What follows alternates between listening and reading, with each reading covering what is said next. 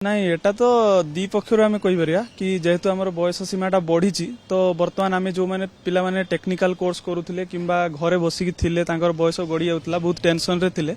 ତ ସେମାନଙ୍କ ପାଇଁ ଗୋଟେ ନୂଆ ଅପରଚ୍ୟୁନିଟି ହବ ସେମାନେ ନେଇପାରିବେ ପୁଣି ଗୋଟେ ডিসিশন ନେଇପାରିବେ ଷ୍ଟେପ୍ ନେଇପାରିବେ ପ୍ରିପାରେସନ୍ କରିପାରିବେ ବାଉନ୍ସ ବ୍ୟାକ୍ ଯୋଉଟା କୁହନ୍ତି ସେମାନେ କରିପାରିବେ ବହୁତ ପିଲାଙ୍କ ପାଇଁ ଅପରଚ୍ୟୁନିଟି ରହିବ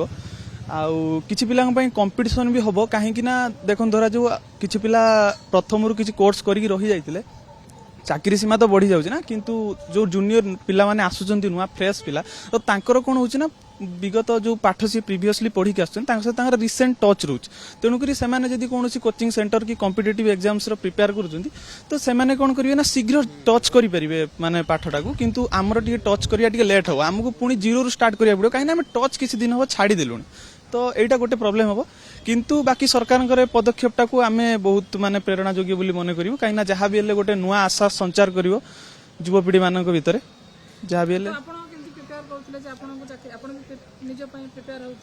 ହଁ ହଁ ହଁ ବର୍ତ୍ତମାନ ଆମର ଡି ଫାର୍ମ ସରିଯାଇ ସାରିଲା ପରେ ବର୍ତ୍ତମାନ ଆମେ ଫାର୍ମାସିର ଲାଇସେନ୍ସ ତ ବର୍ତ୍ତମାନ ପାଇନେ କିନ୍ତୁ ଲାଇସେନ୍ସ ପାଇଁ ସରକାର ଏବେ ଗୋଟେ ନୂଆ ପରୀକ୍ଷା କରିଛନ୍ତି ତ ସେ ପରୀକ୍ଷା ପାଇଁ ନିଜକୁ ପ୍ରିପେୟାର କରାଯାଉଛି ଆଉ OSSC ଆମର ଯେ ଭେକେନ୍ସି କାଢିବ ବୋଲିକିନା ଶୁଣାକୁ ମିଳୁଛି ତ ସେ ପାଇଁ ବି ଆମର ପ୍ରିପାରେସନ ଚାଲିଛି ତ ଗଭର୍ଣ୍ଣମେଣ୍ଟରେ ବାହାରିଲେ ଆମେ କରିବୁ ତା ବାକି ନିଶ୍ଚିତ ନିଶ୍ଚିତ ନିଶ୍ଚିତ ନିଶ୍ଚିତ ଆଜ୍ଞା ନିଶ୍ଚିତ ନିଶ୍ଚିତ ପୂର୍ବ ବୟସରୁ ମିଳି ନଥିଲେ ତ ଆମକୁ ହତାଶ ହେଇଥାନ୍ତୁ ନା ଯାହା ବି ହେଲେ ଆଉ ଚାକିରିର ବି ଗୋଟେ ଆପଣଙ୍କର ଗୋଟେ ସମୟ ସୀମା ଥାଏ ନା ତ ଚାକିରି ତ ମାନେ ଦେଖନ୍ତୁ ଯୋଉମାନେ ଚାକିରି ପାଉନଥିଲେ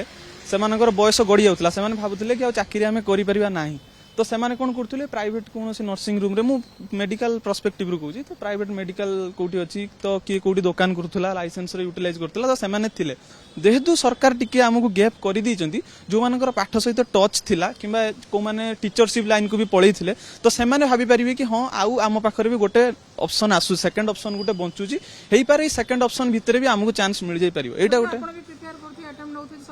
ହଁ ନିହାତି ନିହାତି ନିହାତି ନେକ୍ସଟ ନିହାତି ନିହାତି ନିହାତି ହଁ ବୟସ ବଢିବା ସହିତ ବୟସ ଯେହେତୁ ସରକାର ବଢେଇ ଦେଇଛନ୍ତି ତେଣୁକରି କମ୍ପିଟିସନ ଲେବୁଲ ବଢିବ କିନ୍ତୁ ଅପରଚ୍ୟୁନିଟି ବି ବଢୁଛି ଭ୍ୟାକେନ୍ସି ବି ଗଭର୍ଣ୍ଣମେଣ୍ଟଙ୍କର ବାହାରିବ ତେଣୁକରି ଆମର ଅପରଚ୍ୟୁନିଟି ବି ବଢିବ କମ୍ପିଟିସନ ତ ହବ ଠିକ ଅଛି କିନ୍ତୁ ଅପରଚ୍ୟୁନିଟି ଆମକୁ ମିଳିବ ନିଶ୍ଚିତ ନିଶ୍ଚିତ ୟୁଥ ହ୍ୟାପି ହେବେ ନିଶ୍ଚିତ